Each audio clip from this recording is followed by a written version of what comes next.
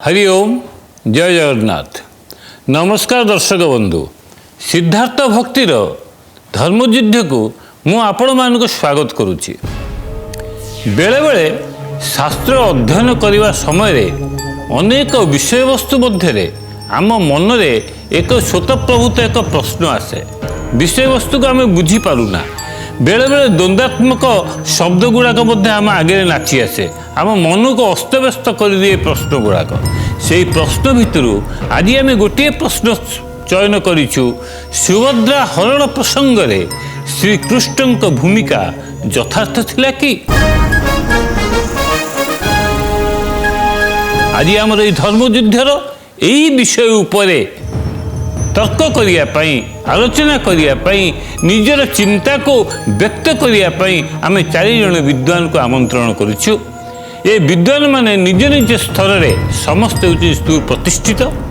मोर दक्षिण पार्श्व अच्छा श्री प्रमोद नायक, सुंदर कथावाचक सी आज आमर ये प्रसंगर सपक्ष कहे। निकट अच्छा श्री बसंत कुमार महाराणा, सुंदर पाला गायक, सुंदर कथावाचक, सी आमर प्रश्न सपक्ष उत्तर देवे।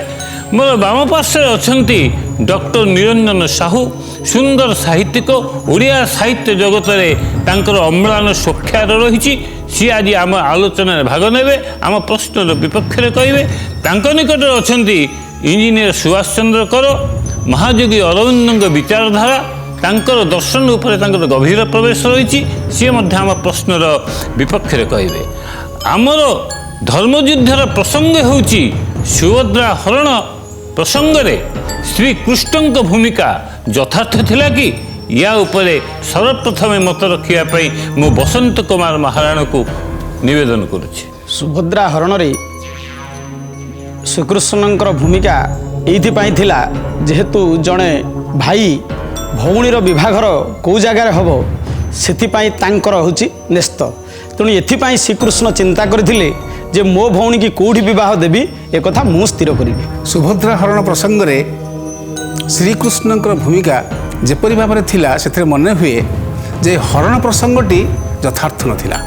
जदिओ से निजे सुभद्रांकर हरण पाई माध्यम होइथिले, किंतु तांकर बड़ भाई बलरामकर आदेश नहीं नथिले। एइथिपाई मोर मन हुए जे हरण प्रसंगटी यथार्थ।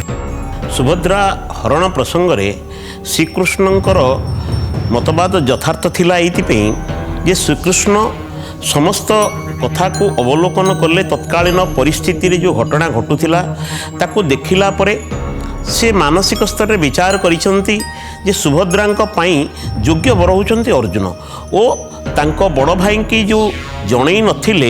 एइथिपाई तांको बड़ भाई मन रे एक स्वतंत्र स्थान थिला। दुर्योधन पाई सुभद्रा को से चयन करथिले, जहाकू कृष्ण अंतकरण रे आदम ग्रहण करि पार नथिले और पूर्ण व्यवस्थित ढंग रे सुभद्रांकर हरण पाई कृष्ण प्रतिश्रुति प्रदान करथिले और व्यवस्था मध्य करथिले। मानवीय दृष्टिकोण और मानवीय चेतना नहीं जदि विचार करा जाए श्रीकृष्णंकर भूमिका अनेक परिमाण रे संदिहान। कारण देवतांकर सुभद्रा सुभद्रा पुणी ता पाखरे हरण ए कौनसी दैवी शक्तिर दैवी चेतनार ये जिनस संभव हो पारे ना। तथापि जदि आमको कह जाए मानवीय चेतनार मानवीय दृष्टिकोण नहीं विचार करने मु भावुची मोर व्यक्तिगत मत श्रीकृष्णंकर भूमिका निश्चित भाव में यथार्थ नुहे। सुभद्रा प्रसंग रे आमे गोटे सुंदर उदाहरण अच्छी जेते बेले कंस वसुदेव एवं देवकी को बंदी गृह बांधिकी रखिले। कारण तार अष्टम गर्भरे जे जन्म हेबे से तांकर मृत्युर कारण हेबे। एइथिपाई वसुदेव जेतेबेले बंदी होबाकू जाउछन सेतिके बेले रोहिणी को से नंद गृह छाड़ी देके आसथिले। आउ नंद गृह रही रोहिणी। रोहिणी का गर्भर बलराम जन्म होते एवं वसुदेव आउ देवकी जेतेबेले उन्मुक्त हेले तत्परवर्ती समय रे सुभद्रांकर जन्म घटी रोहिणी का गर्भ। अर्थात बलरामकर भौणी होउचंती सुभद्रा। मोर मन हुए आज परिप्रेक्षी में अधुनातन जीवन भितर भगवान कृष्णचंद्र निश्चित भाव में प्रातस्मरणीय। तांको कोटि कोटि प्रणाम। भाई को न पचारि क्या न पचारि एभली गोटे कार्य करने सुभद्रा प्रसंग रे एवं सुभद्रा ଶ୍ରୀ ଅର୍ଜୁନଙ୍କୁ ଭଲ ପାଇବେ ଏବଂ ଅର୍ଜୁନ ତାଙ୍କର ପ୍ରକୃତ ବର ହେବେ ଏ କଥାକୁ ନିଜ ଭିତରେ ରଖିଛନ୍ତି। ଏବଂ ଯେତେବେଳେ କାଦମ୍ବରୀ ରସପାନ କରି ବଳରାମ ପ୍ରମତ୍ତ ଅଛନ୍ତି ଇତ୍ୟବସରେ ଏଭଳି ଏକ ଅବସ୍ଥାରେ ସେ ହରଣ କରାଉଛନ୍ତି। ହରଣ ପ୍ରସଙ୍ଗଟି ଆଜ୍ଞା ଠିକ୍ ମନେ ହୁଏ କି? ଆଜି ଯଦି ସମୟ ଆମେ ଦେଖିବା ହରଣ କରିବା ଦୁନିଆରେ ତ ଆମେ ହରଣର ଜାଲ ଭିତରେ ଫସିଯିବା ନା। ନିରଞ୍ଜନ ଭାଇ ଅତି ସୁନ୍ଦର ଭାବରେ କଥାଟାକୁ ସରଳ ଭାବରେ ଆଣି ଉପସ୍ଥାପନ କଲେ ଯେ କିନ୍ତୁ ଏ ସ୍ଥାନରେ ଏକ ସନ୍ଦେହ ଆସୁଛି। କାରଣ ସୁଭଦ୍ରା ଅର୍ଜୁନଙ୍କୁ ପ୍ରେମ କରୁଛନ୍ତି, ଅର୍ଜୁନକୁ ବିବାହ କରିବା ପାଇଁ ମନସ୍ଥ କରିଛନ୍ତି ଏବଂ ଆରମ୍ଭରୁ ତ ସୁଭଦ୍ରା ଅର୍ଜୁନକୁ ଚିହ୍ନି ନଥିଲେ। ଅର୍ଜୁନଙ୍କୁ ଆଣି ପହଞ୍ଚେଇବା ବ୍ୟକ୍ତି ହେଉଛନ୍ତି ଭଗବାନ କୃଷ୍ଣ ଏବଂ ଅର୍ଜୁନଙ୍କ ସହିତ ପ୍ରେମକୁ ବଢ଼େଇବା ଲୋକ ହେଉଛନ୍ତି ଭଗବାନ କୃଷ୍ଣ ଏବଂ ଭଗବାନ କୃଷ୍ଣ ଅର୍ଜୁନଙ୍କ ସହିତ ପ୍ରେମକୁ ବଢ଼େଇଲେ। ଏପଟେ କହୁଛନ୍ତି ସିଏ ହେଉଛନ୍ତି ମୋର ପିଇସି ପୁଅ ଭାଇ, ଏପଟେ ଇଏ ହେଉଛନ୍ତି ଭଉଣୀ। ଇଏ ଭାଇ ଭଉଣୀଙ୍କର ପ୍ରେମକୁ ବଢ଼େଇବା ପାଇଁ ହରଣ କରିବା କେତେ ଦୂର ଯଥାର୍ଥ ଆପଣ କହିବେ? ନାଇଁ, ଏଥିପାଇଁ ତ କୃଷ୍ଣ ଆଗରୁ ହରଣ କରିଛନ୍ତି, ରୁକ୍ମଣୀ ହରଣ ହେଇଛନ୍ତି। କିନ୍ତୁ ପରେ କୃଷ୍ଣଙ୍କର ଗୋଟେ ଅନ୍ତର୍ନିହିତ ଶକ୍ତି ଥିଲା, ଯେଉଁ ଚିନ୍ତା ଥିଲା ସୁଭଦ୍ରାଙ୍କର ଗର୍ଭରୁ ଅଭିମନ୍ୟୁଙ୍କର ଜନ୍ମ ହେବେ, ଆଗକୁ ଅନେକ ଦୃଷ୍ଟି ରଖି ତେଣୁ ସେଥିପାଇଁ ସୁଭଦ୍ରାଙ୍କୁ ବିବାହ କରିବାକୁ ଅର୍ଜୁନଙ୍କୁ ଇଚ୍ଛା କରିଛନ୍ତି। କିଏ? ସେ କୃଷ୍ଣ। ସେ ଗୋଟେ ପୁଣ୍ୟ ଗର୍ଭ ଚାହୁଁଥିଲେ, ଯେଉଁ ଗର୍ଭରୁ ଧର୍ମ ସନ୍ତାନ ଉତ୍ପତ୍ତି ହେବ ବୋଲି। ୟା ଉପରେ ଆପଣ କ'ଣ କହିବେ? ଶ୍ରୀକୃଷ୍ଣଙ୍କର କଥାକୁ ଆମେ ଯେତେବେଳେ ବିଚାର କରୁଛେ, ଜଣେ ଭାଇ ତା ଭଉଣୀ ପାଇଁ ଗୋଟେ ଯୋଗ୍ୟ ବର ଚୟନ କରିବାର ଅଧିକାର ରହିଛି। ଯେତେବେଳେ ସୁଭଦ୍ରାଙ୍କ କଥା ଆସେ ସେତେବେଳେ ସେ ସର୍ବପ୍ରଥମେ ଅର୍ଜୁନଙ୍କୁ ତାଙ୍କ ମାନସିକତାରେ ଅନେକ ବାର ପରୀକ୍ଷା କରିଛନ୍ତି ଓ ଅର୍ଜୁନଙ୍କ ସହିତ ଯେଉଁ ଘନିଷ୍ଠତା ଶ୍ରୀକୃଷ୍ଣଙ୍କର ଅଛି ସେଥିରେ ସେ ଅର୍ଜୁନ ବିଷୟରେ ସମ୍ପୂର୍ଣ୍ଣ ଜ୍ଞାତ ହୋଇଛନ୍ତି ଯେ ଅର୍ଜୁନ କେତେ ଠିକ୍ କେତେ ଭୁଲ, ତାଙ୍କର ଦୋଷ କ'ଣ ରହିଛି, ଗୁଣ କ'ଣ ରହିଛି। ଯେହେତୁ ଗୁଣର ସମୁଦାୟ ସମସ୍ତ ଗୁଣ ମନ୍ଦିର ବୋଲି ତାକୁ କୁହାଯାଇପାରେ ଅର୍ଜୁନଙ୍କୁ, ସେ କ୍ଷେତ୍ରରେ ଜଣେ ଭାଇ ହିସାବରେ ଭଉଣୀର ଭଲ ପାଇଁ, ଭଉଣୀର ଉଚିତ ବିଚାରଧାରା ପାଇଁ ସେ କଥାକୁ ସେ ଗ୍ରହଣ କରିଛନ୍ତି ଓ ତାହା କାର୍ଯ୍ୟରେ ରୂପାୟନ ମଧ୍ୟ କରିଛନ୍ତି କୃଷ୍ଣ ଭଗବାନ। ଯେତେବେଳେ ଆମେ ପର୍ଯ୍ୟାୟରେ ଆଲୋଚନାକୁ ଆସୁଛନ୍ତି ମାନବୀୟ ଦୃଷ୍ଟିକୋଣ ନେଇକରି, ଯେତେବେଳେ ଆମେ କୃଷ୍ଣଙ୍କର ଭୂମିକାକୁ ଯେତେବେଳେ ଆଲୋଚନା କରୁଛନ୍ତି, ଆଉ ସେଥିପାଇଁ ମଧ୍ୟ ଆମେ କାରଣ ଦୈବିକ ଗୁଣକୁ ଆମେ ପରେକୁ ଆସିବା, ବିଭିନ୍ନ ପ୍ରକାର ଚିନ୍ତା ଆମ ମନ ଭିତରକୁ ଆସୁଛି। ପ୍ରଥମ ଚିନ୍ତା ଆସୁଛି, ଆପଣମାନେ ଆଲୋଚନା କରିଥିଲେ କିଛି ସମୟ ପୂର୍ବରୁ, ମୁଁ ଶୁଣୁଛି, ନିଜର କଜିନ୍ ବ୍ରଦର କି କଜିନ୍ ସହିତ ବାହାଘର, ପୁଣି ତାକୁ ସମର୍ଥନ କରୁଛନ୍ତି କିଏ? ସେ ନା ତତ୍ତ୍ୱଜ୍ଞ ଦିବ୍ୟଜ୍ଞ କହୁଛନ୍ତି। ଅବଶ୍ୟ ଆପଣଙ୍କର କହିବା ଅନୁସାରେ ବ୍ୟାକଗ୍ରାଉଣ୍ଡ ଠିକ୍, ସିଏ ବି ମଧ୍ୟ ଅନେକ ହରଣ କରିଛନ୍ତି। ମୁଁ ହରଣ କରିଛି ବୋଲିକରି ମୋ ଭଉଣୀ ପାଇଁ ମୁଁ ଏ ଜିନିଷ ଯୋଗାଡ଼ କରିବି, ତାହା ଯୁକ୍ତିଯୁକ୍ତ ନାହିଁ। ଦ୍ୱିତୀୟ କଥା, ଆପଣମାନେ ହିଁ କହିଛନ୍ତି, ତାକୁ ଜିନିଷ ବୁଝୁଛନ୍ତି, ଭଉଣୀର ବାହାଘର ପାଇଁ ଯୋଗାଡ଼ କରିବାର ଭାଇର ଅଧିକାର ଅଛି। କିନ୍ତୁ କ'ଣ ସେ ଜାଣିନଥିଲେ ବଳରାମ ତାଙ୍କ ଭଉଣୀ ପାଇଁ ଯୋଗାଡ଼ କରିଥିଲେ ଦୁର୍ଯ୍ୟୋଧନଙ୍କୁ? ଅଣଦେଖା କରିକିରି କେମିତି କ'ଣ ତାକୁ ଚାଲିଗଲେ, ଏସବୁ ଜିନିଷ ପର୍ଯ୍ୟାୟ ଅର୍ଜୁନ ଆଉ ଦୁର୍ଯ୍ୟୋଧନ, ଅର୍ଜୁନ ଦୁର୍ଯ୍ୟୋଧନଙ୍କ ଭିତରେ କୃଷ୍ଣ ଚିନ୍ତା କରିଛନ୍ତି ଦୁର୍ଯ୍ୟୋଧନ ଠାରୁ ଅର୍ଜୁନ ଯଥୋଚିତ ଦୃଷ୍ଟି ନୁହେଁ, ହେଉଛି ଦୃଷ୍ଟିକୋଣ। ଯେମିତି କୃଷ୍ଣ ଦେଖିଲେ ତାଙ୍କ ଭିତରେ ସିଏ ହେଉଛନ୍ତି ଯୋଗ୍ୟ ପରବର୍ତ୍ତୀ ଅବସ୍ଥାରେ ଆସିବା, ସେଇଭଳି ମଧ୍ୟ ବଳରାମ ମଧ୍ୟ ଦେଖିଥିଲେ ସିଏ ହେଉଛନ୍ତି ମୋ ଭଉଣୀ ପାଇଁ ଯୋଗ୍ୟ। ଗୁରୁ ନିଜେ ଦେଖିଛନ୍ତି। ଗୁରୁ ଯେତେବେଳେ ଶିଷ୍ୟକୁ ନ ଦେଖିପାରିବ, ଯାହାର ଚାଲିରେ ପୃଥିବୀ ସତେ ଭାର ସ୍ୱର୍ଣ୍ଣ ଭାର। ନା ନା, ଏକଥା ଆପଣ ଆଉ ଗୋଟେ କଥା ମୁଁ ଆପଣଙ୍କୁ କହିବି, ଏଇଠି ଯେପରି ଭଗବାନ କୃଷ୍ଣଙ୍କର ନାମ ଶ୍ରୀକୃଷ୍ଣ, ସେଇଭଳି ଭାବରେ ଅର୍ଜୁନଙ୍କର ଗୋଟେ ନାମ କୃଷ୍ଣ, ଦ୍ୱିତୀୟ କୃଷ୍ଣ। ଏ କଥା ପାଇଁ ମହାଭାରତରେ ଗୋଟେ ସୁନ୍ଦର ଶ୍ଲୋକଟି ଲେଖାଯାଇଛନ୍ତି, ଅର୍ଜୁନ ଫାଲ୍ଗୁନି ଜିଷ୍ଣୁ କିରୀଟି ସବ୍ୟସାଚୀ ବିଭଶ୍ଚୁ ବିଜୟର କୃଷ୍ଣ ସବ୍ୟସାଚୀ ଧନଞ୍ଜୟ।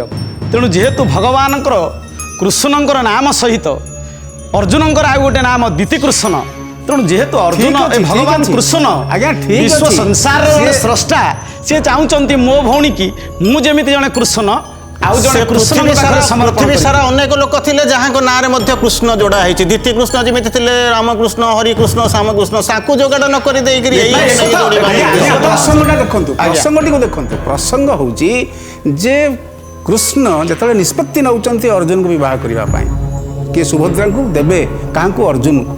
ଅର୍ଜୁନକୁ ଦେବା ପାଇଁ ନିଷ୍ପତ୍ତି କେଉଁ ଜାଗାରେ ନେଉଛନ୍ତି, କେତେବେଳେ ନେଉଛନ୍ତି, କେଉଁ ପରିସ୍ଥିତିରେ ନେଉଛନ୍ତି? ଯେତେବେଳେ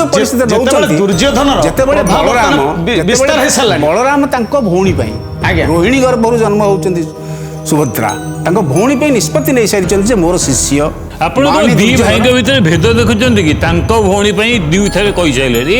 ବଳରାମ ଯେତେବେଳେ ତାଙ୍କ ଭଉଣୀ ପାଇଁ ନିଷ୍ପତ୍ତି ନେଇଛନ୍ତି, ଆପଣ ଦୁଇ ଭାଇଙ୍କ ଭିତରେ କଣ ଭେଦ ଦେଖୁଛନ୍ତି କି? ନା ଏଠି ଭେଦ ଦେଖାଇ ପାରିବ ନାହିଁ।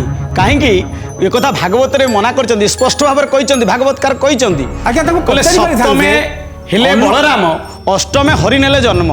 ତେଣୁ ସପ୍ତମ ଗର୍ଭରେ ଯେହେତୁ ଏଠି ବଳରାମ ଆସିଲେ, ଏଠି ଆପଣ କେମିତି ଭିନ୍ନତା କରିପାରିବେ? ନାଇଁ ମୁଁ ଭିନ୍ନ କଥା କାରଣ ଯୋଉ କହୁନି। 8ଟି ସନ୍ତାନ ଜନ୍ମ ହେଲେ, ଅଷ୍ଟ ବସୁଙ୍କୁ ପାଇ ସୁତ ଧର୍ମ ଯେମନ୍ତ ରୁଷ୍ଟ ଚିତ। ନାଇଁ ନାଇଁ ବସନ୍ତ, ଏ କଥା ସେଠି ନାହିଁ। ସାର୍ ଏଠି ଦୁଇଥର କହିସାରିଲେଣି ଯେ ସୁଭଦ୍ରା ହେଉଛନ୍ତି ବଳରାମଙ୍କର ଭଉଣୀ। ସିଏ ତାଙ୍କ ଭଉଣୀ ପାଇଁ ଦେଖିଛନ୍ତି, ମାନେ କୃଷ୍ଣଙ୍କ ପାଖରୁ ସୁଭଦ୍ରାଙ୍କୁ ସେ ଅଲଗା କରିବା ପାଇଁ ଚାହୁଁଛନ୍ତି। ତାପରେ ଆପଣ କଣ କହିବେ? ନା ସେଥିପାଇଁ କି ସେ ଭାଗବତରେ ବି ଆଉ ଗୋଟେ ସୁନ୍ଦର ମତ ଅଛି। କହିଲେ ମହିଷା ମାରୁ ଦୁର୍ଗା ହୁଏ, ଅର୍ଥାତ୍ ଏଠି ଦୁର୍ଗା କିଏ? ଆପଣ କାହାକୁ ବିଶ୍ୱାସ କରୁଛନ୍ତି ଯେ ଏଠି ଭିନ୍ନତା ସୃଷ୍ଟି କରୁଛନ୍ତି? ଯେହେତୁ ଯୋଗମାୟା ହେଉଛନ୍ତି ଦୁର୍ଗା, ତେଣୁ ଆପଣ କୃଷ୍ଣ ବଳରାମ ଆଉ ସୁଭଦ୍ରାଙ୍କୁ ଅଲଗା ଅଲଗା କେମିତି ଚିନ୍ତା କରିବେ? ସେ ଗୋଟିଏ। ତେଣୁ ସେ ଏଠି ଚିନ୍ତା କରୁଛନ୍ତି। କଥା ସେଠି ନାହିଁ, କଥା ସେଠି ନାହିଁ। ଆମର ଏଠି ବର୍ତ୍ତମାନ ଆମର ଆଲୋଚନା ବିଷୟବସ୍ତୁ ଆମର ସେଠି ନାହିଁ। କିଏ କୋଉଠି କାହାକୁ ଡିଫରେଣ୍ଟ କରୁଛି ତାକୁ ନାହିଁ। ଆମର କଥା ହଉଛି ହରଣଟା ଯଥାର୍ଥ କି ନାହିଁ। ନା ଯଦି ଯଦି ଭାଇ ଯୋଉ କଥା କହୁଛନ୍ତି- ପ୍ରଥମେ ଦେଖନ୍ତୁ ବ୍ୟାକଗ୍ରାଉଣ୍ଡଟା କ'ଣ। ଅଜ୍ଞାତବାସରେ ଥିବା ଲୋକ ଆସିକରି ପହଞ୍ଚୁଛି, ତାକୁ ଯେତେବେଳେ ଘରକୁ ଆମେ ନେଇକରି ପହଞ୍ଚୁଛୁ, ଘରେ ନେଇକରି ଯଦି ମନବାଞ୍ଛା ପୂର୍ଣ୍ଣ କରିବା ପାଇଁ ଯଦି ଆମେ ତାଙ୍କୁ ଏଇଭଳି ଭୂମିକା କରୁ, ପୁଣି ଭାଇର ଆଦେଶ ନ ଜଣାଇକରି, ଖାଲି ସେତିକି ନୁହେଁ, ତାଙ୍କୁ କରିଦେଇ ସାରିଲା ପରେ ଯେତେବେଳେ ନିଗାହ ନା ମିଳତି ନା ଏ ପ୍ୟାର ହୋତା, ମିଳିଗଲା ବନ୍ଧୁ ଠିକ ବାନ୍ଧବ ଅଛି, ହେଇଗଲା ପରେ ଆମର ସୁଭାଷ ଭାଇ କହୁଛନ୍ତି କୌଣସି ପ୍ରକାର ଯଥାର୍ଥ ଥିଲାବେଳେ ତାଙ୍କୁ ମନେ ହେଉନାହିଁ। କାରଣ ଭଗବାନ ଯୋଉଗୁଡ଼ା କରୁଛନ୍ତି ସବୁକୁ ଯେ ଆଖି ବନ୍ଦ କରି ଆପଣ ହଁ ମାରିଦେବେ ଭଗବାନ ଯାହା କଲେ ସବୁ ଠିକ୍, ଏହା କାହିଁକି ଯୁକ୍ତିସଙ୍ଗତ ଭଳି ଲାଗୁନାହିଁ? ଏହା ଉପରେ ନିରଞ୍ଜନ ଭାଇ ଆପଣ କ'ଣ ମତ ଦେବେ? ଆପଣ ଯେଉଁ କଥାଟି ମୋତେ କହିଲେ ଯେ ବଳରାମଙ୍କ ଭଉଣୀ ହେଉଛନ୍ତି ସୁଭଦ୍ରା, ଭେଦ, ମୁଁ ସେ ଭେଦ କରିବାକୁ ଚାହେଁ ନାହିଁ। ମୋର ଆଚ୍ଛା। କହିବା କଥା ହେଉଛି ହଁ।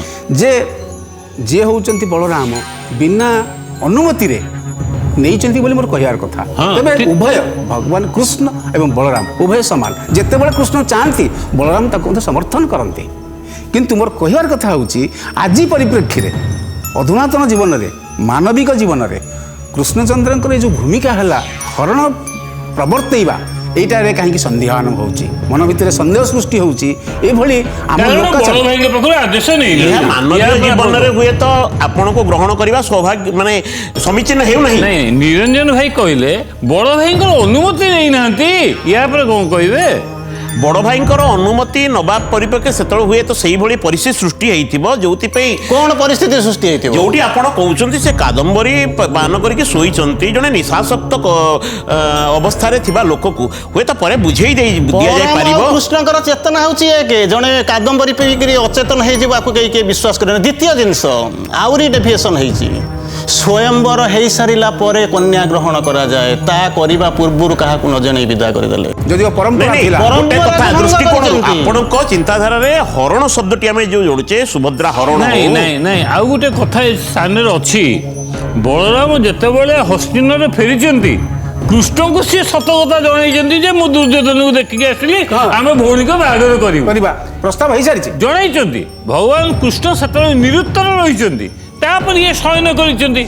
ଏ ଅବସ୍ଥାରେ ତମେ ନ ଜଣେଇ ଏସବୁ କାମ କରିଦେବା, ଏଇଆ ହଉଛି ନିରଞ୍ଜନ ଭାଇ ଆଜ୍ଞା। ଆପଣଙ୍କ ପ୍ରଶ୍ନ କ'ଣ, କଥା କ'ଣ କୁହନ୍ତୁ? ମୋର କଥା ହେଉଛି ଯେତେବେଳେ ଭଗବାନ କୃଷ୍ଣ ନାଇଁ ବଡ଼ ଭାଇ ଜଣେଇଲେ, ସାନ ଭାଇ ଜଣେଇଲେନି, ହଁ। ଏହା ଉପରେ ଆପଣ କ'ଣ କହିବେ? ସାନ ଭାଇ ଯେଉଁ ଜଣେଇଲେ ନାହିଁ ସେଥିରେ ବୋଧେ ତାଙ୍କର କିଛି ଅଭିସନ୍ଧି ଥିଲା ଯୋଉଟାକୁ ସେ ଗୁପ୍ତ ରଖିଲେ। ଆପଣଙ୍କ କଥାକୁ ସାର୍ ମୁଁ ଗ୍ରହଣ କରିପାରୁନାହିଁ ସହଜରେ ମୋ ମାନସିକତାରେ। ଏଇଥିପାଇଁ କୃଷ୍ଣ ଖାଲି ମାନବୀ ଲୀଳା ସେଠି କରୁନାହାନ୍ତି, କୃଷ୍ଣଙ୍କୁ ଲୀଳା ପୁରୁଷୋତ୍ତମ ବୋଲି ମଧ୍ୟ କୁହାଯାଇଛି।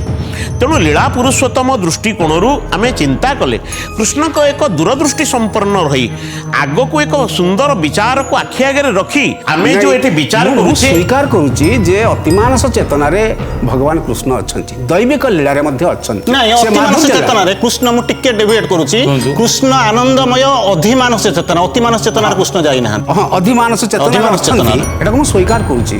କିନ୍ତୁ ମୋର କହିବା କଥା ଆଜି ପରିପ୍ରେକ୍ଷୀରେ ମାନବୀୟ ପରିପ୍ରେକ୍ଷୀରେ ହରଣ ଆମେ ସେ- ଲୀଳାକୁ କହିଲେ ଆମେ ସେଇ ଆମେ ଘଟଣାକୁ- ହରଣ ଭାବିଲେ ଆମେ ସେଇ ଘଟଣାକୁ ଦେଖନ୍ତୁ, କିଭଳି ଭାବରେ ଗ୍ରହଣ କରିବା? ଦେଖନ୍ତୁ ଗୋଟେ ହଉଛି କାମନା ପୂର୍ଣ୍ଣ କରିବା, ଯେଉଁଠି ଆପଣ ଦେଖିବେ ରାବଣ ସୀତାଙ୍କୁ ନେଉଛି ସେଠି ସୀତା ହରଣ ବେଳେ ରାବଣ ଯେତେବେଳେ ସୀତାଙ୍କୁ ନେଉଛି ତାର ମାନସିକତା ଭିନ୍ନ ରହିଛି। କୃଷ୍ଣ ଆଠଟା ଯେଉଁ ଅଷ୍ଟ ପାଟବଂଶୀ ଗ୍ରହଣ କରିଛନ୍ତି ସବୁଠି ସେ ହରଣ କରିଛନ୍ତି। ସତ୍ୟଭାମା ହରଣ, ମିତ୍ରବିନ୍ଦା ହରଣ, ଆପଣଙ୍କର ସତ୍ୟା ହରଣ, ଜାମ୍ବବତୀ ହରଣ, ସମସ୍ତ ହରଣ ସେଥିପାଇଁ ଏଠି ଭାଇ ଭଉଣୀ ହରଣ କରିଦେବେ ଆପଣ। ଟିକେ ଆପଣ ମାନେ ଶାନ୍ତିରେ ରୁହନ୍ତୁ। ଆଜ୍ଞା ମୁଁ ଗୋଟେ ଅଜ୍ଞାନ ଲୋକ, ମୋ ମନରେ ଗୋଟେ ପ୍ରଶ୍ନ ଆସିଲା, ମୁଁ ଆଉ ରଖିପାରୁନି, ମୁଁ ଆପଣଙ୍କୁ ପଚାରିବ ପ୍ରଶ୍ନଟି ହେଉଛି ଯାହା ନିରଞ୍ଜନ ଭାଇ କହିଲେ କୃଷ୍ଣଙ୍କର କିଛି ଅଭିସନ୍ଧି ଅଛି, ଏଇ କଥାଟାକୁ ଆପଣ ଆଲୋଚନା କରୁନାହାନ୍ତି।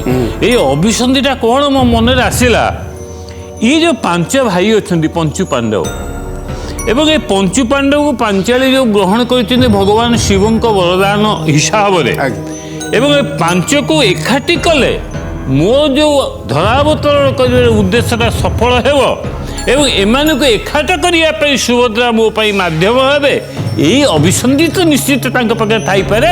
ୟା ପରେ ଆପଣ କ'ଣ କହିବେ? ନିଶ୍ଚିନ୍ତ ଭାବରେ ଏହା ଥିଲା, ଯେହେତୁ ସେ ଧର୍ମର ରକ୍ଷା କରିବା ପାଇଁ ଆସିଛନ୍ତି, ଧର୍ମର ସ୍ଥାପନା କରିବା ପାଇଁ ଆସିଛନ୍ତି, ଧର୍ମକୁ ଉତ୍ଥାପନ କରିବା ପାଇଁ ଆସିଛନ୍ତି, ଏଠି ଦୁର୍ଯ୍ୟୋଧନକୁ କେମିତି ଦେବେ? ତେଣୁ ଜଣକୁ ମାରିଦେବେ ଆଉ ଜଣକୁ ଉଠେଇଦେବେ। କ'ଣ କରିଛନ୍ତି?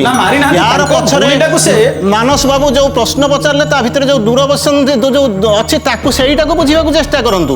ନିଜେ କୃଷ୍ଣ ଯାହା କହିଛନ୍ତି, ସମାଲୋଚକ ମାନଙ୍କୁ ଯଦି ପଢିବେ କ'ଣ କରିବେ ନା ଅର୍ଜୁନଙ୍କ ଭଳିଆ ଦ୍ୱିତୀୟ ତୀରନ୍ଦାଜ ଅସ୍ତ୍ର ଯଦି କେହି ନାହାନ୍ତି ସବ୍ୟସାଚୀ, ସାଙ୍କର ପାଣ୍ଡବ ମାନଙ୍କର ଅଦ୍ୱିତୀୟ କେହି ନାହାନ୍ତି, ଯଦି ତାଙ୍କ ସହିତ ମୁଁ ଯଦି ଆଲାଏନ୍ସ କରିଦେବି ମୁଁ ଯଦି, ତାହେଲେ ଆମେ ସବୁ ଷ୍ଟ୍ରଙ୍ଗ ହେଇଯିବୁ। ଏକ କଥା।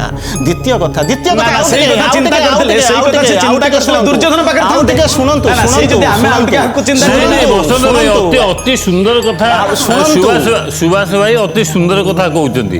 କାହିଁକି ମୁଁ ତାର ଗୋଟେ ପ୍ରମାଣ ଦେବି, ତାପରେ ସୁଭାଷ ଭାଇ କହିବେ। ଅତି ଭଲ କଥା ଟିକେ କହୁଛନ୍ତି। ଯେତେବେଳେ କର୍ଣ୍ଣଙ୍କ ପାଖରେ ଯାଇ ଭଗବାନ କୃଷ୍ଣ ପହଞ୍ଚିକିରି କର୍ଣ୍ଣଙ୍କୁ ପରିଚୟ ଦେଉଛନ୍ତି, ତାଙ୍କ ବଂଶ ପରିଚୟ ଦେଉଛନ୍ତି, କହୁଛନ୍ତି ତମର ବି ଆଉ 5 ଜଣ ଭାଇ ଅଛନ୍ତି ଜୀବନରେ ଯିଏ ପରାଜୟକୁ ସ୍ୱୀକାର କରିନାହାନ୍ତି, ତାଙ୍କ ପରାଜୟ ମଧ୍ୟ ତାଙ୍କ ପାଦ ପାଖରେ ସଦାବେଳେ ମୁଣ୍ଡ ନୁହେଁଛି, ଯିଏ ବିଜୟର ମଥାରେ ପିନ୍ଧିଛନ୍ତି। ଏଇ ପ୍ରକାର କଥା ସିଏ କହିବାକୁ ଚାହୁଁଛନ୍ତି। ଟିକେ ଧୈର୍ଯ୍ୟର ସହିତ ଶୁଣନ୍ତୁ, କୁହ। ତେଣୁ ବର୍ତ୍ତମାନ ହେଉଛି ପ୍ରଶ୍ନ ହେଉଛି ମୁଁ ତାଙ୍କ ସହିତ ମୁଁ ମାନେ କ'ଣ କରିବି? ସମ୍ପର୍କ ରଖିଲେ ଆମର ରାଜ୍ୟ ବୃଷ୍ଟି ହେବ, ଶକ୍ତି ସମର୍ଥ୍ୟ ହେବ। ଦ୍ୱିତୀୟ କଥା କହିବାକୁ ଚାହୁଁଛି, ନିଜ ଭାଇକୁ ଲୁଚେଇକିରି ଭଉଣୀକୁ ପଠାଇଦେଲେ ରଥରେ, ନିଜର ରାସ୍ତାରେ ଗଲାବେଳକୁ ସମସ୍ତେ ଦେଖିଲେ, ଆ ପଛରେ ହରଣ ଅପହରଣର ଶବ୍ଦର ଅର୍ଥ ମୁଁ ଏପର୍ଯ୍ୟନ୍ତ ବୁଝିପାରୁନି ସେ କଲେ କ'ଣ। ଭାଇ ଏଇଠି ଆପଣ ବଡ଼ ସୁନ୍ଦର କଥାକୁ ନିଜ ତିନରେ ସ୍ୱୀକାର କରିଛନ୍ତି। କୃଷ୍ଣଙ୍କର ମାନସିକତା ନଥିଲା ଯେ କାହାକୁ ଲୁଚେଇବା, କାହାକୁ ଛୁପେଇବା।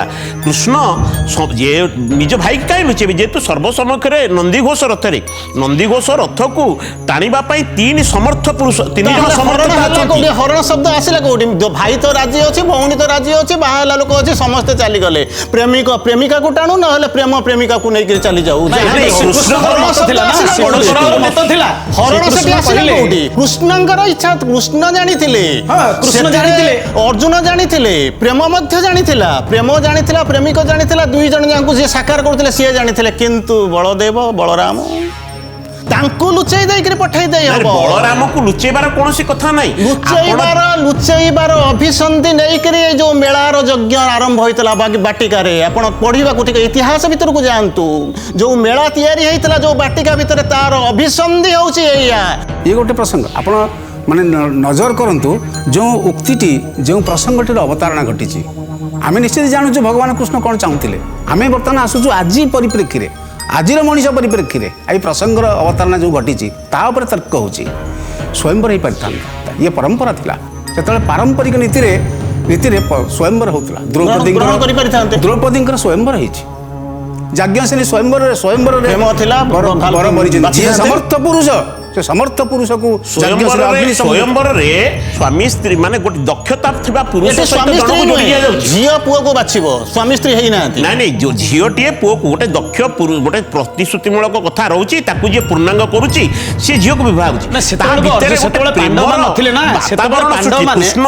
ପାଣ୍ଡବମାନେ ସେତେବେଳେ ଥିଲେ କି?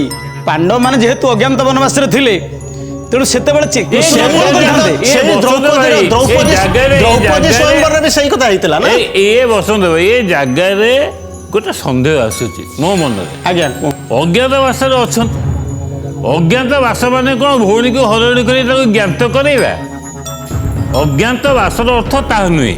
ଅଜ୍ଞାତବାସରୁ ଆଣି ନିଜର ଭଉଣୀକୁ ଦେଖେଇ ଦେଲେ ଏବଂ ଏ 5 ଜଣକୁ ଏକତ୍ର କଲେ। ମୋ ପ୍ରଶ୍ନକୁ ମୁଁ ଆଉ ଥରେ ଦୋହରଉଛି, ଇଏ 5 ଜଣ ସାଧାରଣ ବ୍ୟକ୍ତି ନଥିଲେ। ଇଏ ଭଗବାନ ଶଙ୍କରଙ୍କ ବରଦାନରେ ପାଞ୍ଚାଳି 5 ଜଣକୁ ସ୍ୱୀକାର କରିଛନ୍ତି। ଧର୍ମ, ପବନ, ଇନ୍ଦ୍ର ଏବଂ ନକୁଳ ସର ଏଇ ଅଶ୍ୱିନୀ କୁମାର ଏମାନଙ୍କୁ ସବୁ ସିଏ ସ୍ୱୀକାର କରିଛନ୍ତି। ତେଣୁ ଭଗବାନଙ୍କର ଉଦ୍ଦେଶ୍ୟ ଥିଲା ଏ 5 ଜଣକୁ ଯଦି ବାନ୍ଧିକି ରଖି ହେବ, ତେବେ ମୁଁ ସୁଭଦ୍ରା ହେଉଛନ୍ତି ମୋର ଯୋଗମାୟା, ଏ ଶକ୍ତିକୁ ମୁଁ ପ୍ରେରଣ କରିବି। ତେଣୁ ଭଗବାନ ଶକ୍ତିକୁ ପ୍ରେରଣ କଲେ। ଏଥିରେ ଆପଣଙ୍କର କ'ଣ ମତ? ତେଣୁ ସେଥିପାଇଁ ସେ ଦେଖିଲେ ଗୋଟେ ଅଭିମନ୍ୟୁ ଭଳି ଗୋଟେ ପୁଅ ଜନ୍ମ କଲେ, ଜନ୍ମ କରିବା ପାଇଁ ଇଚ୍ଛା କରିଥିଲେ ନା। ତେଣୁ କୋଉଠି ପଞ୍ଚତତ୍ତ୍ୱ ଭିତରେ ମାନଙ୍କୁ ଜନ୍ମ କରେଇକିରି ମାରିଦେଲେ। ଜନ୍ମ କରେଇଲେ, ଭଲ ପାଇଲେ, ବଢେଇଲେ, ଗେଲ କଲେ, ପାଠ ପଢେଇଲେ, ପୁଣି ମାରିଦେଲେ। କୃଷ୍ଣ ଆଉ ସୁଭଦ୍ରାଙ୍କ କ୍ଷେତ୍ରରେ ଆମେ ଜଣେ ସାଧାରଣ ମାନବ ଭାବରେ ଗ୍ରହଣ କଲେ ହେବନି। ଏଠି ଶାସ୍ତ୍ର ଆମକୁ ଗୋଟେ ସୁନ୍ଦର ଦର୍ଶନ ଦେଉଛନ୍ତି। ଉଗ୍ରତାରା ଶୂଳପାଣି ସୁଭଦ୍ରା ଭୁବନେଶ୍ୱରୀ, ନୀଳାଦ୍ରୌତୁ ଜଗନ୍ନାଥ ସାକ୍ଷାତ ଦକ୍ଷିଣ କାଳିକା, ସୁଭଦ୍ରା ଭୁବନେଶ୍ୱରୀଙ୍କର ରୂପ। ଭାଇ ଏନେ ଗୋଟେ ସୁନ୍ଦର କଥା ବି ଉପସ୍ଥାପନ କଲେ। ଯେଉଁ ମଧ୍ୟ ଦେବୀ ପରାତ୍ପରା ଯୋଗମାୟା ସମାବୃତ, ସୁଭଦ୍ରା ହେଉଛନ୍ତି ଯୋଗମାୟାର ସ୍ୱରୂପ। ଆମ ଶାସ୍ତ୍ରରେ କୃଷ୍ଣଙ୍କର ଯେଉଁ ଚିନ୍ତା ଚେତନା ରହିଛି, ଯେଉଁ କୃଷ୍ଣ ଯେଉଁ ଚିନ୍ତନରେ ଜଗତକୁ ଦର୍ଶନ ଦେବାକୁ ଚାହୁଁଛନ୍ତି, ତାର ପଛପାର୍ଶ୍ୱ ଗୋଟେ ଦାର୍ଶନିକ ତଥ୍ୟ ରହିଛି। ତା ହୁଏତ ଏଇଆ ହେଇପାରେ, ଉତ୍ତମ ଭଦ୍ର ଗୁଣଟି ସେତିକି ବେଳେ ଲୋକ ପାଖରେ ଆସିବ ଯିଏ ଜଣେ ବିଦ୍ୟା ଅର୍ଜନ କରିବାକୁ ଚାହୁଁଛି ବା ଜଣେ ଜ୍ଞାନ ଅର୍ଜନ କରିଥିବା ଲୋକ ପାଖରେ ଭଦ୍ର ଗୁଣଟା ଆପଣା ଛାଏଁ ଯୋଡ଼ି ହେଇଯିବ। ନାଇଁ ହେବନି। ଯେଉଁମାନେ ପାଠ ପଢିଛନ୍ତି ସେମାନେ ନେସେସାରିଲି ଭଦ୍ର ନୁହନ୍ତି। ଦୁନିଆରେ ବହୁତ ରେୟାରଲି ଦେଖାଯାଏ। ଜ୍ଞାନୀ ବୋଲି କହୁଛି, ପାଠ ପଢିବା ଆଉ ଜ୍ଞାନୀ ହବା ଦିଟା ଆପଣ ଯାହା କହିଲେ ମୁଁ ସେଇଆ କହୁଛି। ତ ପାଠ ପଢିଲେ କିଛିଟା ଜ୍ଞାନ ଥିବ, ଜ୍ଞାନ ଥିଲେ ଜ୍ଞାନୀ, କିନ୍ତୁ ଜ୍ଞାନୀ ନୁହେଁ। ଜ୍ଞାନ ଥିଲେ ଜ୍ଞାନୀ ନୁହେଁ। ଅହଙ୍କାର ବି ସୃଷ୍ଟି ହେବ। ଅନ୍ଧକୁ ଯଦି ପଚାରିଯିବ ଜ୍ଞାନୀର ସଂଜ୍ଞା କ'ଣ, ନା ଜ୍ଞାନ ହେଉଛି ସୃଷ୍ଟି ହେବ। ନାଇଁ ନାଇଁ, ଏ ପ୍ରମୋଦ ଭାଇ, ଭଦ୍ରା ଶବ୍ଦର ଅର୍ଥ ହେଉଛି ପୂର୍ଣ୍ଣତା। ଯୋଉଥିରେ ଗୋଟେ କଥା ମନେ ରଖନ୍ତୁ, ଆମର ଭଦ୍ରା ଶବ୍ଦର ଅର୍ଥ ପାଣିନି କହିଲେ ପୂର୍ଣ୍ଣତା। ସୁଭଦ୍ରା ସୁଭଦ୍ରା ସୁଭଦ୍ରା ହେଉଛି ଆହୁରି ଯେମିତି ଜ୍ଞାନ, ଜ୍ଞାନମୟ, ଜ୍ଞାନବିତ୍ ଏମିତି ଶବ୍ଦ। ଜ୍ଞାନମୟ ମାନେ ସମୁଦ୍ର ଜଳମୟ, ଆଉ ସ୍ଥାନ ନାହିଁ, ଜଳ ତ ଅଛି, ମୟ ପୂର୍ଣ୍ଣ ଭରା। ସେଇଭଳି ହେଉଛନ୍ତି ଭଦ୍ରା। ଭଦ୍ରା ମାନେ ହେଉଛନ୍ତି ପୂର୍ଣ୍ଣତା। କ'ଣ ପୂର୍ଣ୍ଣତା? ଯେମିତି ଭଗବଦ୍ ଗୀତାରେ ଭଗବାନ କହିଲେ ଯେ ଯେଉଁମାନେ ଶୁଚି ଦକ୍ଷ ବୋଲି କହିଲେ, ଶୌଚରେ ଦକ୍ଷତା କିନ୍ତୁ ପୂର୍ଣ୍ଣତା ନୁହେଁ। ଯିଏ ସମସ୍ତ ଗୁଣରେ, ସମସ୍ତ ବିଦ୍ୟାରେ, ସମସ୍ତ ଚିନ୍ତାରେ, ସମସ୍ତ କଳ୍ପନା ପରିକଳ୍ପନାରେ, ସବୁଥିରେ ପୂର୍ଣ୍ଣ, ସେଇ ହେଉଛନ୍ତି ସୁଭଦ୍ରା। ସୁଭଦ୍ରାଙ୍କୁ ଯେତେବେଳେ ଆମେ ଆଉ ଗୋଟେ ପ୍ରସଙ୍ଗକୁ ଆସିବା, ଦୁଇଟି ପ୍ରସଙ୍ଗ, ଗୋଟିଏ ହେଲା ଭାଇକି ଜଣେଇଲେ ନାହିଁ ଆଜି ପ୍ରସଙ୍ଗରେ, ଦ୍ୱିତୀୟ ପ୍ରସଙ୍ଗଟି ଆସିଲା। ଦ୍ୱିତୀୟ ପ୍ରସଙ୍ଗ ହେଉଛି ସ୍ୱୟଂବର କରିବାର ଥିଲା, ସ୍ୱୟଂବର କଲେ ନାହିଁ। ଯେତେବେଳେ ଆପଣ କହିଲେ ଯେ ଅଜ୍ଞାତ ବନବାସରେ ଥିଲାବେଳେ ତ ସ୍ୱୟଂବର ହେଇଛି ନା, କାହାକୁ? ତୃତୀୟ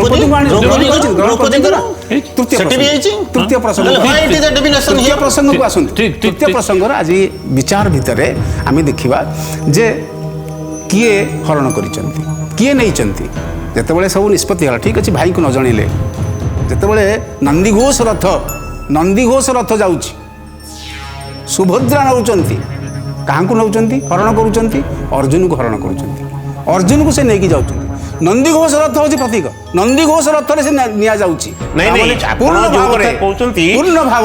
ପୂର୍ଣ୍ଣ ଭାବରେ ଶ୍ରୀକୃଷ୍ଣ ଇଚ୍ଛା କରିଛନ୍ତି ଯେ ହରଣ ହେବ।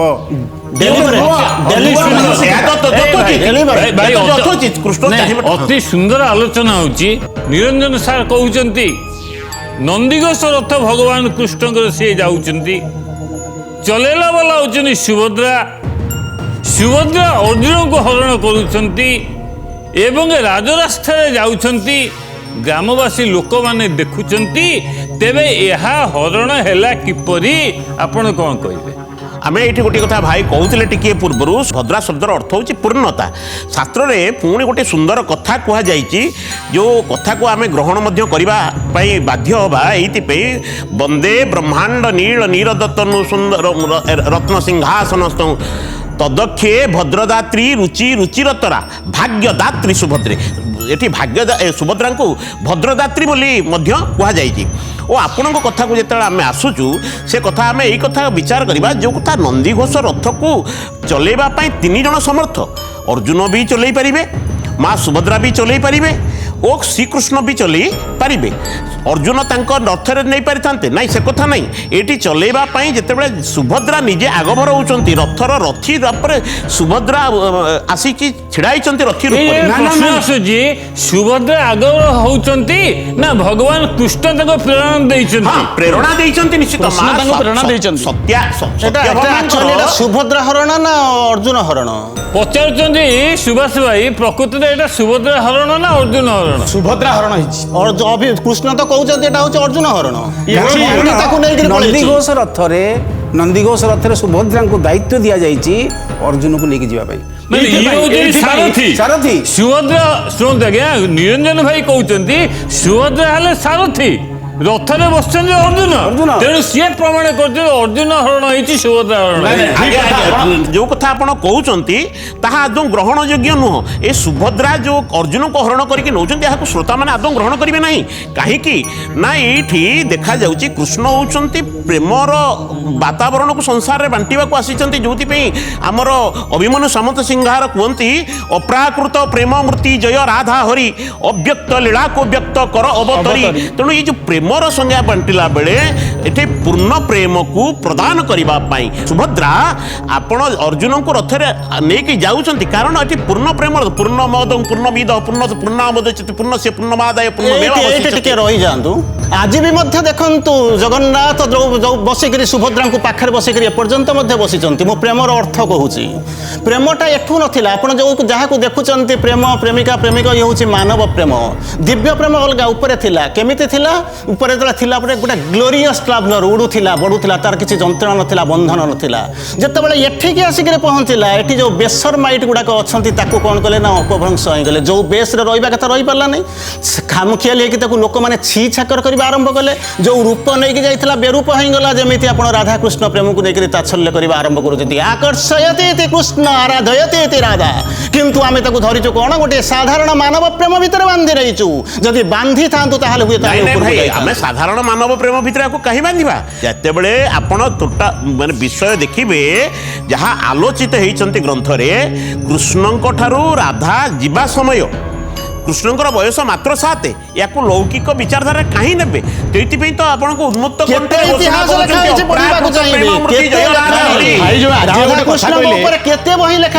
ଭାଇ ଯୋଉ କଥା କହିଲେ ସୁଭାଷ ସାର୍, ଆପଣ ଯୋଉ କଥା କହିଲେ ଯେ ସେ କଥା ଆଜିର ଦୁନିଆରେ ବି ଜଗନ୍ନାଥ ଭାଇ ଭଉଣୀକି ରଖିଛନ୍ତି ପାଖରେ।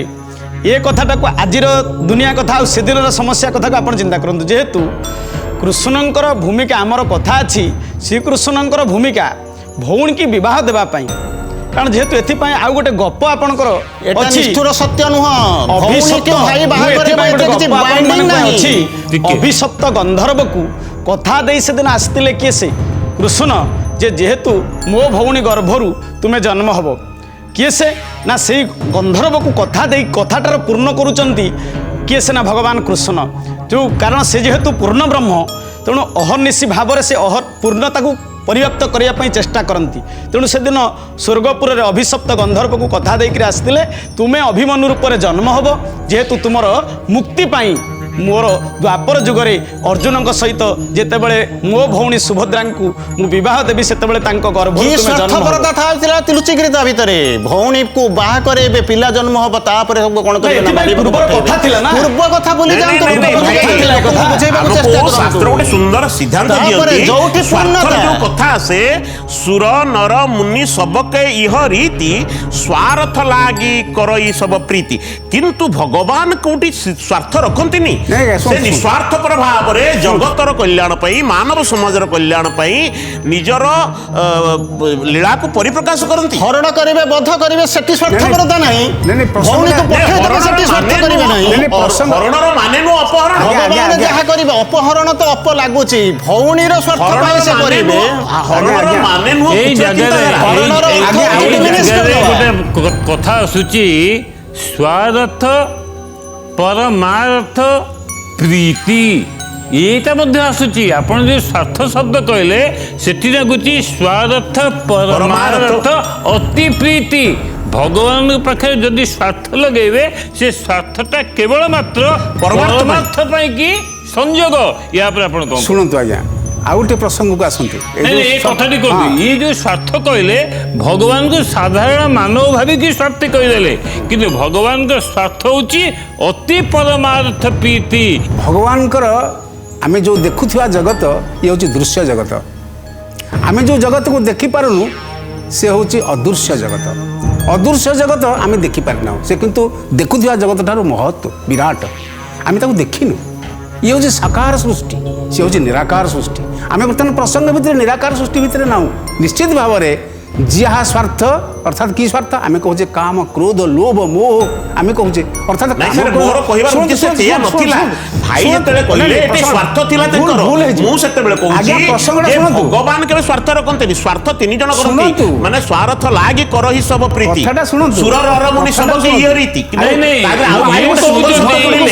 ସ୍ୱାର୍ଥ ପରମାର୍ଥ ପ୍ରୀତି କଥାଟା ସ୍ୱୀକାର କରୁଛି ସାର୍ ଶୁଣନ୍ତୁ ଇଏ କହିବାକୁ ଚାହୁଁଛନ୍ତି ଭଗବାନଙ୍କର ସ୍ୱାର୍ଥ ନାହିଁ ଭଗବାନଙ୍କ ଯୋଉ ସ୍ୱାର୍ଥ ଆମକୁ ଦେଖାଯାଉଛି ତା ହଉଛି ପରମାର୍ଥ ପ୍ରୀତି ୟା ଉପରେ ଶୁଣନ୍ତୁ ସେଇ କଥା କହିବାକୁ ଯୋଉ ହଉଛି କି କାମ ବୋଲି କହୁଛୁ ଯୋଉ କ୍ରୋଧ ବୋଲି କହୁଛୁ ଯୋଉ ଲୋଭ ବୋଲି କହୁଛୁ ଇଏ କ'ଣ ଆମେ ଯଦି ସାଂସାରିକ ଜୀବନରେ କଥା କରିବୁ ତାହେଲେ ଆମର ସ୍ୱାର୍ଥ ହେବ କିନ୍ତୁ ଭଗବାନ କହିଛନ୍ତି ଯଦି ଲୋଭ କରିବୁ ମୋ ଅର୍ଥରେ ଲୋଭ କରିବୁ ସର୍ବଧର୍ମାନ ପରିତ୍ୟଜ୍ୟ ମାମେକଂ ଶରଣଂ ବ୍ରଜ ଅର୍ଥାତ୍ ମୋ ଅର୍ଥରେ ସ୍ୱାର୍ଥ ହେଲେ ମଧ୍ୟ ତାହା ପରମାର୍ଥ ଭଗବାନଙ୍କ ପ୍ରୀତ୍ୟର୍ଥେ ତା ମଧ୍ୟ ପରମାର୍ଥ କିନ୍ତୁ ସେ ପ୍ରସଙ୍ଗ ଏଠି ନାହିଁ ଆମର ଆଲୋଚନାର ବିଷୟବସ୍ତୁ ହଉଛି ଅଲଗା ଆମେ ସ୍ୱୀକାର କରୁଛନ୍ତି ଆମର ଆଲୋଚନାର ବିଷୟବସ୍ତୁ ହଉଛି ଶ୍ରୀକୃଷ୍ଣଙ୍କର ଭୂମିକା କ'ଣ କୁହନ୍ତୁ କୃଷ୍ଣ ଭୂମିକା କ'ଣ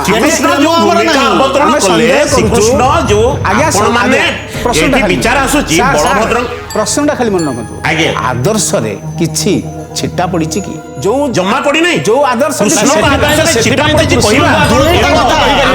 କଥା ଅପେକ୍ଷା କରନ୍ତୁ ଶୁଣନ୍ତୁ ଯଦି ଆମେ କୃଷ୍ଣ ହଉଛନ୍ତି ଗୋଟେ ଚେତନା ଯଦି କୃଷ୍ଣଙ୍କୁ ଚେତନା ରୂପରେ ଆମେ ଭାବିବା ତାହେଲେ କୌଣସି ଭୁଲ ହେଇନାହିଁ ଯଦି ମାନବୀୟ ଚେତନା ଭିତରକୁ ପଡି ଆସିବା ଇଏ ହଉଛି ଭୁଲ ମାନବୀୟ ଚେତନା ଭିତରେ ଭଗବାନ କୃଷ୍ଣଙ୍କର ଭୂମିକାରେ ଯଥାର୍ଥ କି ସେ ବିଷୟରେ କୁହନ୍ତୁ ଆପଣ କୃଷ୍ଣଙ୍କର ଏଇଥିପାଇଁ ଭୂମିକା ଯଥାର୍ଥ ତେଣୁ ସେ ଚିନ୍ତା କରିଛନ୍ତି ଯେହେତୁ ବଡ଼ ଭାଇ ବଳରାମ ଏ କାଦମ୍ବରୀ ପାନ କରି ଏଭଳି ଏକ ଦୃଚରିତ୍ର ପାଖରେ ପହଞ୍ଚାଇବା ପାଇଁ ମୋ ଭଉଣୀକି ଚାହୁଁଛନ୍ତି ତେଣୁ ସେଥିପାଇଁ ସେଥିରୁ ନିବୃତ୍ତ କରିବା ପାଇଁ ଶ୍ରୀକୃଷ୍ଣଙ୍କର ଭୂମିକା ଯଥାର୍ଥ ଥିଲା ପିଆଇବା ପାଇଁ ଯୋଉ ବିରାଟ ଯୋଉ ଆଟମୋସ୍ଫିୟର ତିଆରି ହେଇଥିଲା ତାକୁ କଲା କିଏ ସେ କୋଉଠି ତା ଦେହରେ ଯଥାର୍ଥତା ଥିଲା କୋଉଠି କାରଣ ଅର୍ଜୁନ କହିଲା ମୁଁ ତାକୁ ବାହା ହେବା ପାଇଁ ଚାହୁଁଛି ଇଏ କହିଲେ ହଁ ମୁଁ ଦେବି କିନ୍ତୁ ତା ପୂର୍ବରୁ ଚିନ୍ତା କରି ଦେଖନ୍ତୁ ଭାଇ ଯୋଗାଡ଼ କରିଦେଇଛନ୍ତି ଏଇଭଳିଆ ଗୋଟେ ସରାଉଣ୍ଡିଂ ତିଆରି ହେଇଥିଲା ସେଠିକି ସମସ୍ତେ ଯିବେ ଏମିତି ସୁରାପାନ କରି ପିଇବେ ସେଇ ଅବସରରେ ଯେ ବିଦା ହେଇଥିବ ଆ ଭିତରେ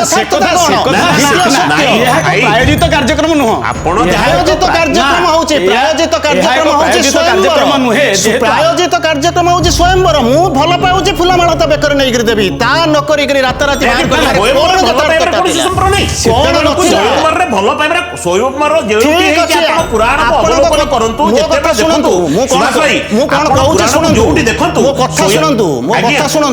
ମୁଁ ସ୍ୱୟଂବରକୁ ଆପଣ ଯାହା କହୁଛନ୍ତି ମୁଁ ଅସ୍ୱୀକାର କରୁନି ଏଥିରେ ଥିଲା କ'ଣ ଯେବେ ଜାଣିଥିଲା ସବ୍ୟସାଚୀଙ୍କ ନାଁ ଶୁଣିକିରି ସୁଭଦ୍ରାଙ୍କ ମଧ୍ୟରେ ଗୋଟେ ଆକର୍ଷଣ ଥିଲା ହୃଦୟରେ ଯଦି ସେ ଭଲ ପାଉଥିଲା କୃଷ୍ଣ ଅର୍ଜୁନ ମଧ୍ୟ ତାକୁ ଭଲ ପାଉଥିଲେ ସ୍ୱୟଂବର ନେଇ ଫୁଲମାଳ ଶାନ୍ତି ଶାନ୍ତି ଗୋଟେ କଥା ଆସୁଛି କଥା ଗୁଡ଼ାକ ଆପଣ ଗୋଳେଇ ଫେଣ୍ଟି ଦେଉଛନ୍ତି ଆମର ଦର୍ଶକମାନେ ବୁଝିପାରିବେନି ଘଟଣା ହେଉଛି ଭୂମିକା କ'ଣ ଥିଲା ଆପଣ ବାରମ୍ବାର କହୁଛନ୍ତି ବଡ଼ ଭାଇ କାଦମ୍ବରୀ ବଡ଼ ଭାଇ କ'ଣ ଆଜି କାଦମ୍ବରୀ ପାନ କଲେ କଦମ୍ବ ରସେ ମତି ଭ୍ରମ ଭାଗବତରେ ଅଛି ତ ପିଲାବେଳେ ସେ କାଦମ୍ବରୀ ରସ ପିଅନ୍ତି ମତି ଭ୍ରମ ହୁଏ ସେଇଟା କି ଆଲୋଚନାର ପରିସରଭୁକ୍ତ ହେବା ଉଚିତ ନୁହେଁ ପରିସରଭୁକ୍ତ ହେଉଛି ଅର୍ଜୁନଙ୍କୁ ଡାକିଲେ ଆମନ୍ତ୍ରଣ କଲେ ଭଗବାନ ଏବଂ ଅର୍ଜୁନଙ୍କ ପାଖରେ ପ୍ରସ୍ତାବ ମଧ୍ୟ ଦେଲେ ମୋ ଭଉଣୀ ତମକୁ ଭଲ ପାଉଛି ବାହା ହେବା ପାଇଁ ଅର୍ଜୁନ ମଧ୍ୟ ଆଗରୁ କହିନଥିଲେ ଲଜ୍ଜା ଥିଲା ତାଙ୍କ ମନରେ ସଙ୍କୋଚ ଭାବରେ କଲେ ମୁଁ ବି ତାଙ୍କୁ ଭଲ ପାଉଛି ଆପଣ ଗୋଟେ କଥାକୁ କାହିଁ ବିଚାର କରୁନାହାନ୍ତି ଭଗବାନ କୃଷ୍ଣଙ୍କ ଧ୍ୱଂସମୟ ଲୀଳା କରନ୍ତି ସେ ତ ପ୍ରେମମୟ ଲୀଳା କରନ୍ତି ନାହିଁ ଭଗବାନ କୃଷ୍ଣ ହଉଛି ପ୍ରେମର ବିଗ୍ରହ ପ୍ରେମର ମୂର୍ତ୍ତି ସେ ପ୍ରେମକୁ ଯଥାର୍ଥ ଭାବରେ ପ୍ରତିପାଦିତ କରିବା ପାଇଁ ଏ କାର୍ଯ୍ୟକ୍ରମ କରିଛନ୍ତି ଏହା ଉପରେ ଆପଣଙ୍କର ମତ କ'ଣ କୃଷ୍ଣ ଯେଉଁ ଉଦାହରଣଟି ଦେଲେ ସୁଭଦ୍ରା ହେଉଛନ୍ତି ପ୍ରେମର ପ୍ରତୀକ ଅର୍ଜୁନ ହେଉଛନ୍ତି ପ୍ରେମିକ ସୁଭଦ୍ରା ହେଉଛନ୍ତି ପ୍ରେମିକା। ନନ୍ଦିଘୋଷ ରଥରେ ଯିବା କଥାଟି ପଡ଼ିଛି, ପ୍ରସଙ୍ଗ ଅଛି ସେଇଠି। ପ୍ରେମିକା ସ୍ୱୀକାର କରୁଛି ପ୍ରେମିକକୁ। ପ୍ରେମିକାଙ୍କର କେତେ ଦୂର ଇଚ୍ଛା ଥିଲା। ପ୍ରେମିକ କହିଲେ ଅର୍ଜୁନଙ୍କୁ ବାଧ୍ୟ କରୁନାହାନ୍ତି ତ, ଏଭଳି କିଛି ପ୍ରସଙ୍ଗ ଆସୁଛି କି?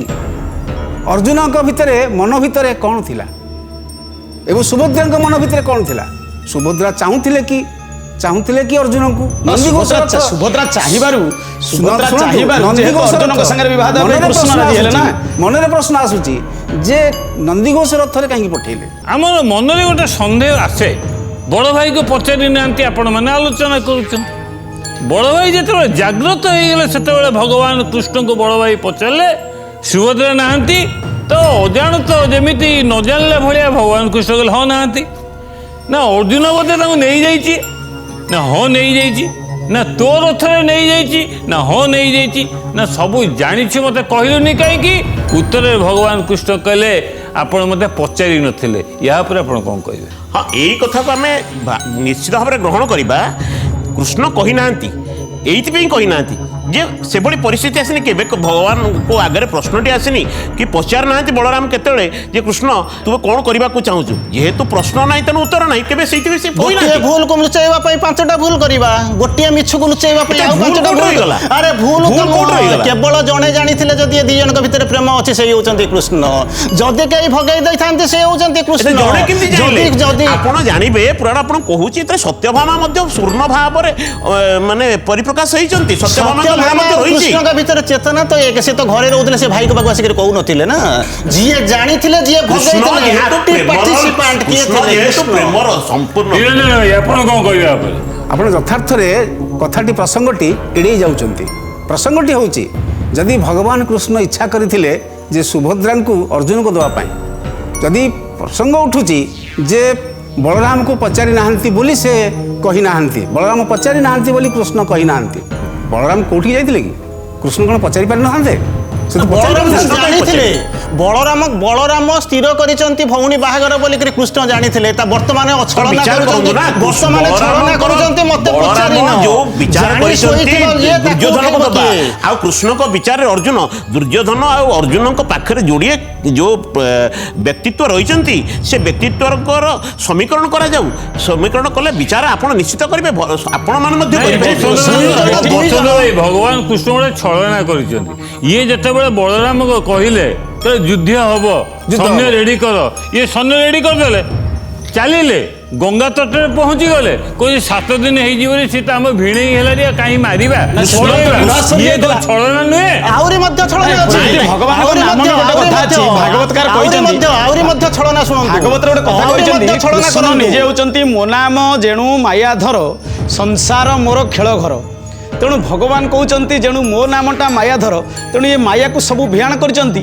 ନିଜେ କୃଷ୍ଣ ଜାଣିଛନ୍ତି ଦୁର୍ଯ୍ୟୋଧନଙ୍କ ପାଇଁ ଗୋଟାଏ ମାୟା, ଅର୍ଜୁନଙ୍କ ପାଇଁ ଆଉ ଗୋଟାଏ ମାୟା। ବୁଝେଇବାର ଶକ୍ତି କୃଷ୍ଣଙ୍କ ପାଖରେ ଅଛି। କୃଷ୍ଣ ଜାଣିଛନ୍ତି ଭାଇକି କେମିତି ମୁଁ ମନେଇ ପାରିବି। ଭାଇକି ମନେଇ ପାରିବେ ମାନେ ଗୋଟେ ସେଇ ତ ଆମେ କହୁଛୁ, ସେଥିପାଇଁ ଦାୟୀ ବୋଲିକରି ତ ଆମେ କହୁଛୁ ସେଇ କଥା। ନା ମାନସ ଭାଇ ଯାହା କହୁଛନ୍ତି ତା ଭୁଲ ନୁହଁ। ଶୁଣନ୍ତୁ, ଯୁଦ୍ଧ ହବ ସେଇଠି ତ ଯେତେବେଳେ ବଳରାମ କହୁଛନ୍ତି ଯୁଦ୍ଧ ହବ, ଶ୍ରୀକୃଷ୍ଣ କହିଲେ ହଁ ଯୁଦ୍ଧ ହବ। ହଁ ଯୁଦ୍ଧ ଅର୍ଥାତ୍ ଏଠି ଛଳନା ଆସିଲା ନାହିଁ।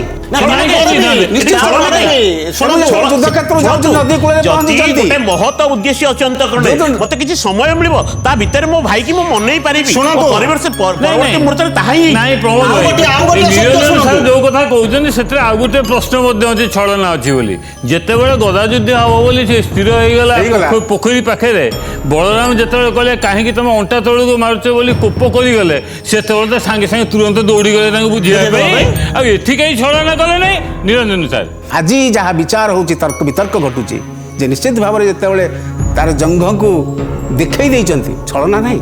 ଆହୁରି ମଧ୍ୟ ଛଳନା ଅଛି, ଆହୁରି ମଧ୍ୟ ଛଳନା ଅଛି। ଯୁଦ୍ଧ କରିବା ପାଇଁ ଆମେ ଚାଲିଯିବୁ ନା, ଯାଅ ଚୁପଚାପ ବସିଛନ୍ତି।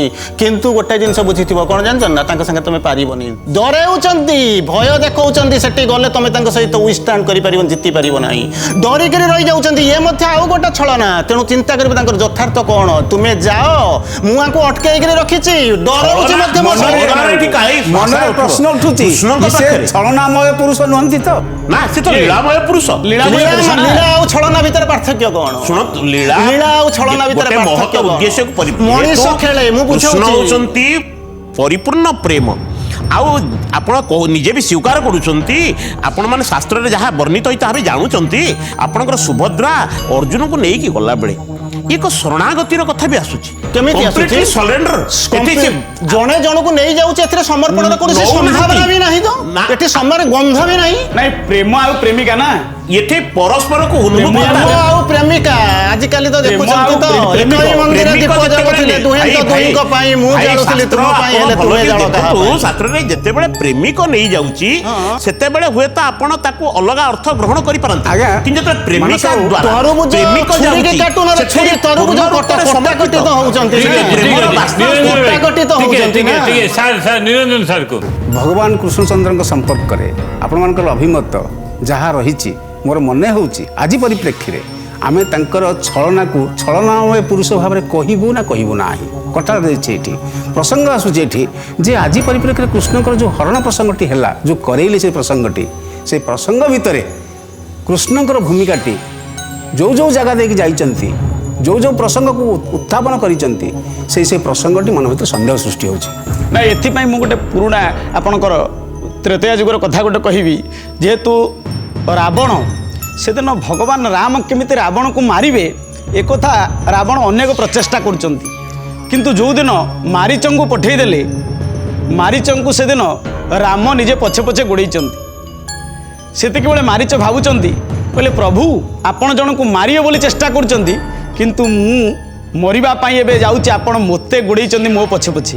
ତେଣୁ ଏଠି ଯେତେବେଳେ ଜଣେ ପ୍ରେମ ଆଉ ଜଣେ ଅଛନ୍ତି ପ୍ରେମିକ, ତେଣୁ ଏଠି ଭଗବାନଙ୍କ ପ୍ରତି ଶରଣାଗତ ହେବା ପାଇଁ ହେଲେ ଈଶ୍ୱରଙ୍କ ପାଖରେ ଯେତେବେଳେ ମନ ପ୍ରାଣକୁ ଆପଣ ସମର୍ପଣ କରିଦେବେ, ସେତେବେଳେ ଈଶ୍ୱର ଆପଣଙ୍କ ପଛେ ପଛେ ଗୋଡ଼େଇବେ। ତେଣୁ ଆଗେ ଅଛି କିଏ? ପ୍ରକୃତି, ପଛରେ ପୁରୁଷ। ତେଣୁ ଆପେ ଆପେ ପୁରୁଷ ପ୍ରକୃତି ପଛରେ ଧାଇଁବ। ତେଣୁ ଆମେ ସମସ୍ତେ ଚେଷ୍ଟା କରୁଛେ, ତେଣୁ ଭଗବାନ ଏଠି ଗୋଟେ ଅନ୍ତର୍ନିହିତ ଶକ୍ତି ରଖିଥିଲେ। ପ୍ରକୃତି ପଛରେ ସବୁବେଳେ ଗୋଡେଇବ ବୋଲିକି କୋଉ ବହିରେ ଲେଖା ହେଇଛି? ଆଚ୍ଛା ଶୁଣନ୍ତୁ, ପୁରୁଷ ସୁଭାଷ ଭାଇ ସାର୍ ଆପଣ ଟିକେ ଶୁଣିବେ, ଗୋଟିଏ ଛୋଟିଆ କଥା ଆମେ ବିଚାର କରିବା। ଦୃଷ୍ଟିକୋଣ ବଦଳିଲେ, ଦୃଷ୍ଟିଭଙ୍ଗୀ ବଦଳିଲେ ଦୃଶ୍ୟ ବଦଳିବ। ବଦଳୁ ଦୃଶ୍ୟ ଆମେ କଥା ରହିଛି ସେଇ ଦୃଶ୍ୟଟାକୁ ଆମେ କେଉଁ ଦୃଷ୍ଟିଭଙ୍ଗୀରେ ଦେଖୁଛେ, ଆମେ କେଉଁ ଦୃଷ୍ଟିକୋଣରୁ ସେ କଥାକୁ ବିଚାର କରୁଛେ। ଯଦି ଆମେ କୃଷ୍ଣଙ୍କର କରିଥିବା କର୍ମକୁ ଏକ ସୁଦୃଷ୍ଟିକୋଣରୁ ଦେଖିବା, ଆମେ ଯଦି ତାକୁ ବିଚାର କରିବା, ତେବେ ଏଥିରେ ପୁରା ସୁନ୍ଦର ଭାବରେ ପ୍ରତୀୟମାନ ହେଉଛି ଭଗବାନ ଯେଉଁ ଲୀଳା କରିଛନ୍ତି, ସେ ଲୀଳାରେ ଜଗତର କଲ୍ୟାଣ ପାଇଁ, ମାନବ ସମାଜର କଲ୍ୟାଣ ପାଇଁ। ଆପଣଙ୍କ କଥାକୁ ଆମେ ମାନୁଛୁ, ଆପଣଙ୍କୁ ସ୍ୱୀକାର କରୁଛୁ। ଗୋଟିଏ କଥା କହିବାକୁ ଚାହୁଁଥିଲି, ଆପଣ ମୋତେ କହି ହେଲା। ମଣିଷ ଯେଉଁ କାମ କରେ, ଯେଉଁ ଖେଳ କରେ, ତାହା ହେଉଛି ଖେଳ। ଭଗବାନ ଯେଉଁ ଖେଳ କରନ୍ତି ତାହା ହେଉଛି ଲୀଳା। ପ୍ରଥମ ଲାଇନରେ ମୁଁ ଗୋଟିଏ ଜିନିଷ କରିଥିଲି, ଆମେ ଭଗବାନଙ୍କର ମାନବୀୟ ଲୀଳା ଉପରେ କେବଳ କମେଣ୍ଟ ଦେଉଛୁ, ତାଙ୍କର ଦୈବିକ ଲୀଳା ଉପରେ ଆମେ କମେଣ୍ଟ ଦେଉନୁ। ମାନବୀୟ ଲୀଳାରେ ଦେଖିବାକୁ ଯଦି ଚିନ୍ତା କରାଯାଏ, ଭଗବାନ ଯାହା କରିଛନ୍ତି ଅନେକ ତ୍ରୁଟି ଅଛି। ଯଦି ଛଳନା ଅଛି, ଆମେ ତାଙ୍କୁ ଯଥାର୍ଥ ବୋଲି ଭାବି ପାରୁନୁ। ଯଦି ତାର ଉପରକୁ ଚାଲି ଯାଇକି ଆମେ ଚିନ୍ତା କରିବା ଦିବ୍ୟ ପ୍ରେମ, ତେଣୁ ଆମେ ସେଥିରେ କିଛି ଭୁଲ ଦେଖିବା। ଆଉ ଗୋଟେ ପ୍ରଶ୍ନ ନିରଞ୍ଜନ ସାର୍, ଟିକେ ସୁଭାଷ ସାରଙ୍କ କଥାରେ ମୁଁ ଏଇଠି ଟିକେ କହିବି ଯେ ଯଦି ମାନବୀୟ ଲୀଳାକୁ ବାସ୍ତବ କରିବା ପାଇଁ କଥା କୃଷ୍ଣ ଏଇଥିପାଇଁ ଚିନ୍ତା କରିଛନ୍ତି ବୋଲି ମୁଁ କହିବି। ଆଜି ବି ସେଦିନ ଯେମିତି ଭଉଣୀକି ଭଲ ପାଉଥିଲେ, ଆଜି ବି ସେମିତି ଭଉଣୀକି ଭଲ ପାଇ ବଡ଼ ଦେଉଳରେ ନିଜେ ବି ଭଉଣୀକି ପାଖରେ ରଖିଛନ୍ତି। ମୁଁ ଆପଣଙ୍କୁ ଏକ୍ସାମ୍ପଲ ଦେଇଛି, ଆପଣ ମୋର ଏକ୍ସାମ୍ପଲଟା ମୋତେ ଫେରାଉଛନ୍ତି। ଆଉ ଦୁଇଟି କଥା। ଗୋଟିଏ କଥା ହେଉଛି ଅର୍ଜୁନଙ୍କର ଭୂମିକାକୁ ଆମେ ଆସିବା।